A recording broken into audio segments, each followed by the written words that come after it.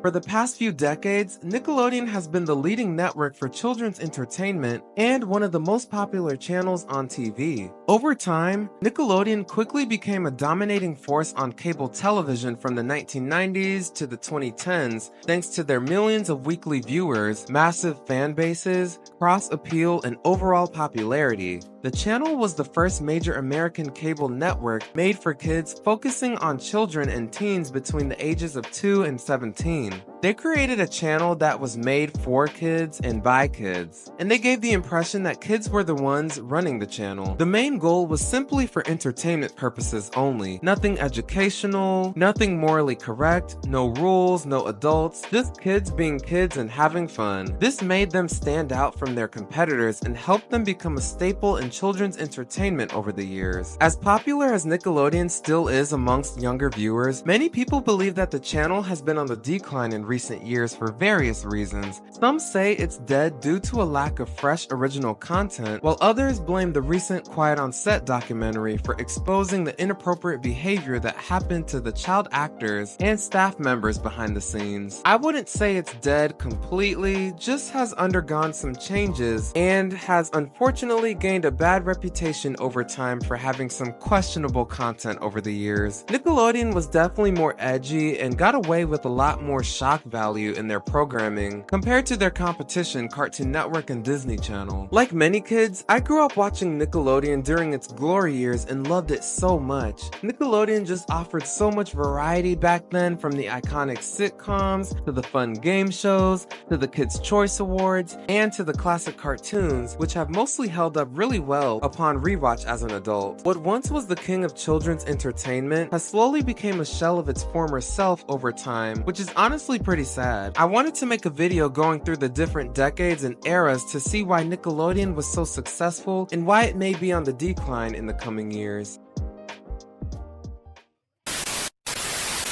Welcome to Good Burger, home of the Good Burger. May I take your order? So Nickelodeon was officially launched back in 1979 as the Pinwheel Channel and later changed their name to Nickelodeon somewhere in the 1980s. This was when the iconic green slime was introduced and pretty much became the main trademark of the network. In 1984, the now iconic orange splat logo was introduced. In 1986, they launched the show Double Dare, which was their first of multiple live game shows with kids as contestants. Running from 1986 through 1993, the show consisted of two teams competing to win cash and prizes by answering trivia questions and completing messy stunts known as the physical challenges. The show was hosted by Mark Summers and quickly became an instant hit overnight amongst their rapidly growing audience. Fast forward to the early 90s, Nickelodeon really started their domination as the premier channel for children's entertainment. Around this time, Nickelodeon made a lot of noticeable changes to their growing channel. They rebranded themselves by giving the channel a complete makeover, while focusing on mostly original content. During the 1990s, Nickelodeon offered a wide variety of original programming, including live-action sitcoms, cartoons, and the game shows that I mentioned earlier. This was also the era when the Kids' Choice Awards was starting to become a big deal. The Kids' Choice Awards were pretty much the Oscars for children, and would continue to get bigger and better each year. Having a wide variety of programs available was actually a really smart and innovative idea used to broaden their reach and gain more weekly viewers. This was what truly set them apart from their competitors back then. This decade was very nostalgic to a lot of people, specifically older millennials, who have fond memories of what it was like being a child in the 90s. Things were just so simple back then, as there was no internet or social media, just vibes and a lot of slime. One of the earliest TV shows on Nickelodeon was Clarissa Explains It All, which starred Melissa Joan Hart. The show premiered in 1991 and was a coming-of-age sitcom where she would talk to the camera and give life lessons on a variety of different topics. Clarissa was the show that paved the way for what was to come for the future of the network. Other popular shows on Nickelodeon during the 1990s included Doug, Ren and Stimpy, Are You Afraid of the Dark?, Hey Arnold,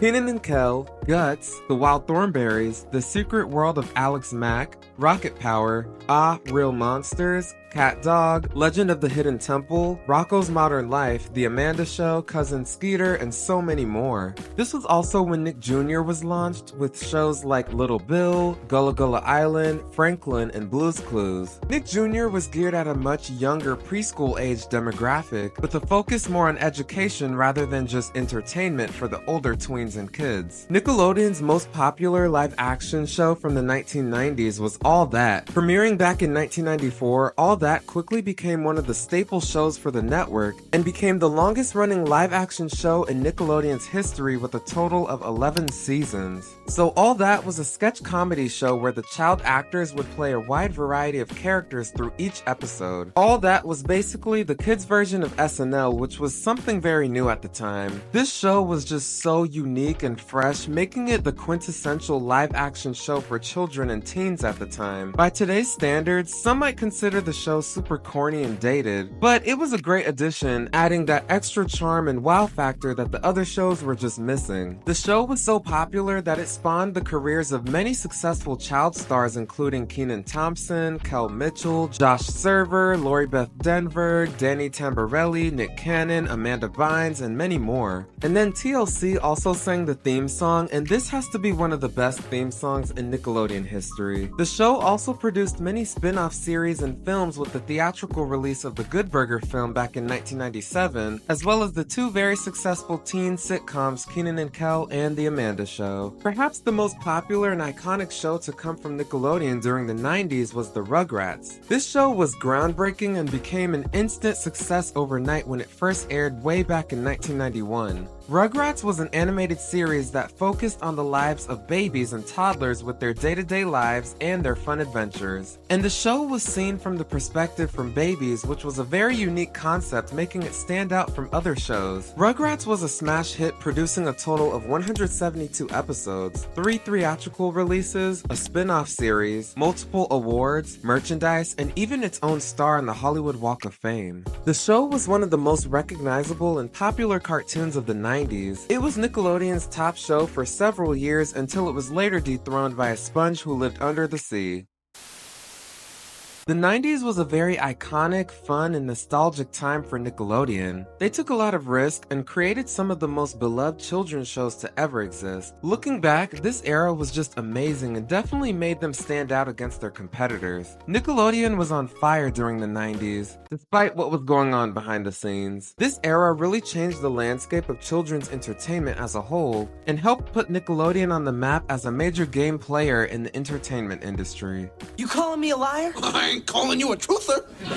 By the turn of the new millennium, it was very clear that Nickelodeon was untouchable as the leading network for children's programming. The 1990s decade set the bar high and laid the foundation for what was to come. Nickelodeon really reached its peak during the 2000s with its overall reach, weekly viewership, popularity, and creativity. I actually grew up during this era, so this was the Nickelodeon that I remember the most. And this had to be the most experimental decade for Nickelodeon as a company, in my opinion. Throughout the 2000s, things pretty much stayed the same, with a wide variety of shows still available for its children audience. The game shows began to slowly fade away and become obsolete as the decade progressed. The new generation of kids just didn't care for them as much anymore, as they just became a dying fad from the 90s. Nickelodeon saw a massive expansion during the 2000s decade with the addition of many sister channels, new daily blocks, and more. Nick at Night, Nicktoons TV, Noggin, The End, Snick, and more were all added to help broaden their audience and reach. Noggin and Teen Nick would later get their own channels as premium cable and satellite dish options for viewers. Side note, does anybody remember satellite dishes? The Kids' Choice Awards would continue to dominate the network, bringing in record-breaking viewership numbers each year. The Kids' Choice Awards were basically the Oscars for kids, like I said earlier. Each year, millions of kids would tune in to see their favorite stars, shows, and more win in various categories like favorite TV show, favorite actor, and favorite cartoon. Kids would also watch various stunts performed throughout the night, as well as seeing their favorite celebrity get slimed with the iconic green slime. The Kids' Choice Awards received their highest ratings during the 2000s and became a staple for the network. To this day, the KCAs are still a pretty big deal, which is pretty cool. They're just not as memorable or as iconic as they used to be during the 2000s. But who am I? I don't watch Nickelodeon anymore, so I wouldn't really know. This was also the era when Nickelodeon Nickelodeon expanded their brand to other ventures of entertainment. They started with the Nick Hotel in 2005, a Nickelodeon theme park located inside the Mall of America in 2008, and the Nickelodeon Cruise Line that opened later in 2010. With the rapidly changing landscape in the entertainment industry, the network had to adapt and shift fast to cater to their growing audience. With the 90s decade coming to an end, it was time for an update with some new content. During this decade, we saw a wide variety of TV shows debut on Nickelodeon, with many of these shows becoming some of the most beloved and memorable shows in Nickelodeon's history. Some of the most popular shows that aired on Nickelodeon during the 2000s were The Fairly OddParents, As Told by Ginger, Avatar: The Last Airbender, Taina, Zoe 101, Drake and Josh, Jimmy Neutron, Boy Genius, The Romeo Show, Ned's Declassified, School Survival Guide, Danny Phantom, True Jackson VP, The Backyardigans, Dora the Explorer, My Life as a Teenage Robot, All Grown Up, and so many more. This was truly an unforgettable, iconic, and great time to be a kid. We were blessed with so many iconic shows. In 2007, Nickelodeon debuted their hit show iCarly. This show really stood out compared to many other children's programming at the time. iCarly was an instant success overnight and became the most popular live-action series for the network. The ratings were good, the viewership was amazing, and the comedy was on point. Well, most of the time, if it wasn't something weird or something nasty. So iCarly was a show about a girl named Carly who ran an online web series with her friends Sam and Freddie. The show was way ahead of its time, being a show all about internet culture and virality in a time when becoming internet famous was still a new concept. For a show all about internet culture, it actually holds up really well years later. iCarly was so successful that it went on to have 6 seasons, a spin-off series, multiple awards, and it ended up having the highest rated and most viewed finale in 2012 from any Nickelodeon show. You can't talk about Nickelodeon in the 2000s without mentioning Spongebob Squarepants. SpongeBob premiered in the summer of 1999 and quickly became the most popular and successful show in Nickelodeon's history. By the second season, the show became the biggest animated series on Nickelodeon, surpassing the Rugrats, and became the go-to flagship series for the network. SpongeBob Squarepants was very fresh and unique and unlike anything we had ever seen before. The show having an underwater setting with fun and vibrant characters made the show stand out from other animated series at the time, as well as other shows on Nickelodeon. Everyone's favorite sponge who lived in a pineapple under the sea captured the hearts of millions of fans around the globe with his goofy, eccentric, funny, and bubbly personality. The show was a massive hit in the 2000s and the 2010s, bringing in record-breaking views, 3 theatrical film releases, multiple awards, and a bunch of merchandise. SpongeBob SquarePants has gone on to make it on several best TV show lists and is easily one of the most recognizable and iconic cartoon characters of all time. Nickelodeon was on fire during the 2000s with their wide variety of original shows continuing their dominance in children's programming. This was definitely a great time for the channel and possibly the most successful era of Nickelodeon, and they didn't seem to be slowing down anytime soon. Someone put a musical curse over this town. Really? Really? Throughout the 2010s, Nickelodeon was still able to sustain their dominance and popularity. By this point in time, I had already moved on to high school and college, so I had already checked out from watching Disney Channel and Nickelodeon, but would catch some of the newer stuff from time to time. During the 2010s decade, Nickelodeon went through a lot of changes that left a big mark on the future of the channel. By this point, they had completely got rid of the game shows, and also got rid of their biggest show creator, Dan Schneider, in 2018 for reasons we'll talk about later in this video. The Nickelodeon Go app was launched as a new streaming service app allowing viewers to watch Nickelodeon content anywhere and anytime they wanted.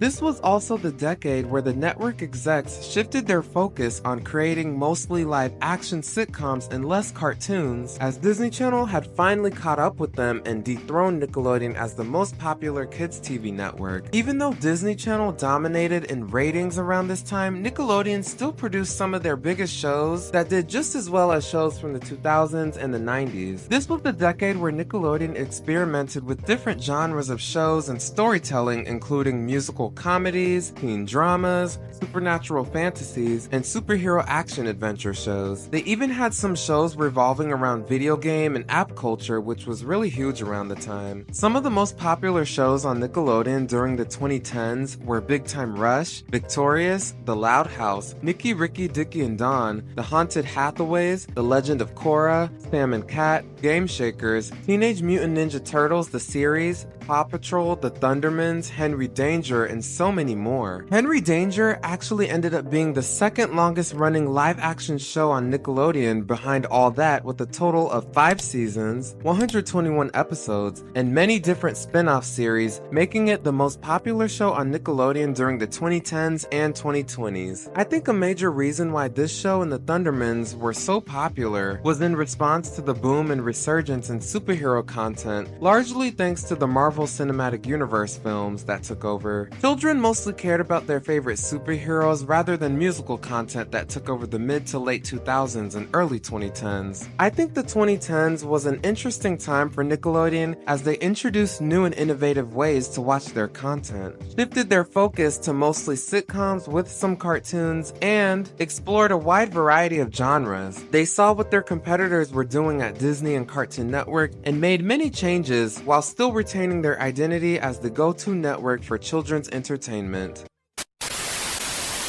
Similar to my Rise and Fall video on Disney Channel, I mentioned how even though they were still able to bring in ratings throughout the 2010s, viewership declined drastically due to the rise of various streaming sites as well as social media platforms. The same can be said about Nickelodeon and just cable television as a whole. TikTok, Instagram, YouTube, Vine, and Netflix quickly took over, while traditional TV slowly faded away. Disney launched Disney Plus, while Nickelodeon launched their own apps, Nickelodeon Go and Paramount Plus. And this definitely played a big role in the decline of the network, but I believe there are other factors that helped with the decline of Nickelodeon. One major reason why I believe Nickelodeon is actually on the decline is due to their lack of originality over the years. What I mean by this is that they seem to have a fear of letting go of some of their biggest IPs over the years. Towards the end of the 2010s, we saw a massive resurgence of nostalgia, revamping and rebooting classic shows from the 90s and the 2000s while bringing them to a modern audience. In recent years, we have seen a new Rugrats reboot, a short-lived All That reboot, a Zoe 101 movie, a Good Burger sequel, a Fairly Odd Parents reboot, and even an iCarly reboot that we didn't need. I'm not saying that all of these are bad, they were just unnecessary and just served as nostalgic bait. Rebooting popular shows and films from decades past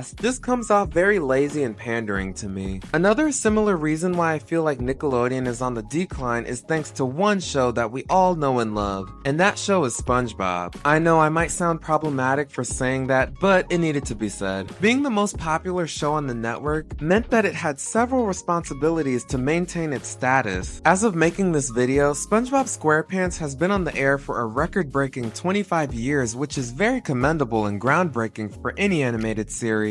The show has undergone several changes since its release and has outlived every show on Nickelodeon. I honestly don't know why this show was able to stay on as long as it did. Oh wait. SpongeBob was able to become a billion-dollar franchise since its release thanks to the show's merchandise. Toys, books, movie tickets, video games, clothing, theme park attractions, and even toothbrushes. SpongeBob was able to stay relevant in the cultural zeitgeist over the decades and doesn't seem to be going away anytime soon. I loved the show growing up during its heyday, but it's definitely overstayed its welcome over the years in my opinion. But perhaps the biggest and most obvious reason for Nickelodeon's downfall has to be the Quiet on Set documentary that released on HBO Max in March of 2024. The 5-part documentary exposed the toxic work environment from the perspective of many ex-child stars who were on Nickelodeon during the 1990s and the 2000s. The documentary exposed some who harmed children behind the scenes of these shows and were even convicted of their crimes. The world also got an inside look at how disgusting, inappropriate, and uncomfortable a lot of the scenes were for the child actors and everyone else on the set, whether as a writer, camera operator, director, and even the parents. Back in 2018, Nickelodeon decided to finally cut ties with Dan Schneider after years of working with him due to his ongoing allegations of misconduct and inappropriate behavior. This all happened during the Me Too movement, which was a pretty big deal during the 2010s. Dan Schneider created, produced, wrote, and directed many popular live-action shows for Nickelodeon during the 90s, 2000s, and the 2010s, with shows like iCarly, Zoe 101, Henry Danger, Drake and Josh, Victorious, The Amanda Show, and many others. The documentary exposed that he created a toxic work environment, making it very uncomfortable for everyone on set, mostly the actors. Many of the child actors experienced a lot of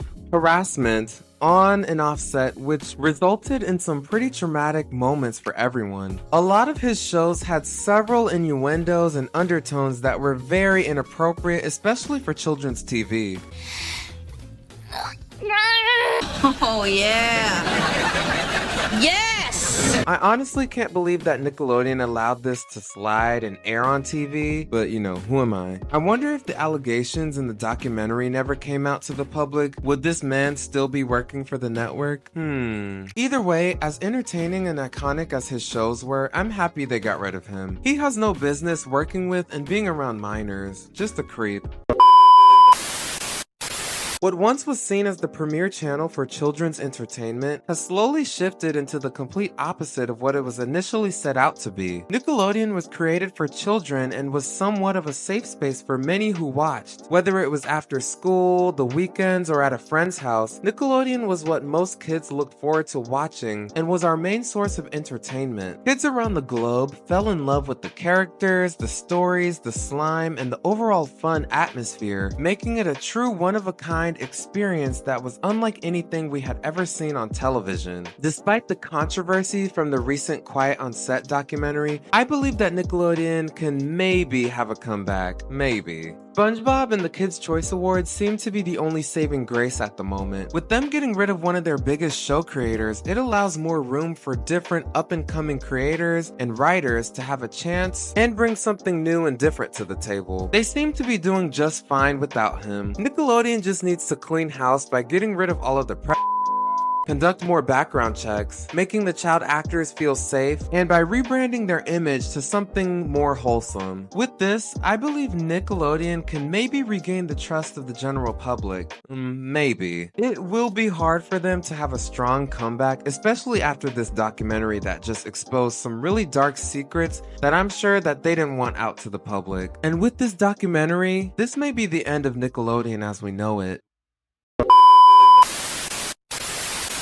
So what was your favorite Nickelodeon show growing up? What was the worst show on Nickelodeon? What show did you not like? What show did you love? What's a show from Nickelodeon that you never got to see but now as an adult you want to rewatch? Who was your favorite Nickelodeon star? What were your thoughts on the Quiet on Set documentary? And what do you think is the future of Nickelodeon? Is Nickelodeon over, or is this just the beginning of something greater? Let me know down below. Thank y'all so much for watching this video. I really appreciate each and every one of you. Please feel free to like, share, and subscribe for more fun videos just like this. See ya!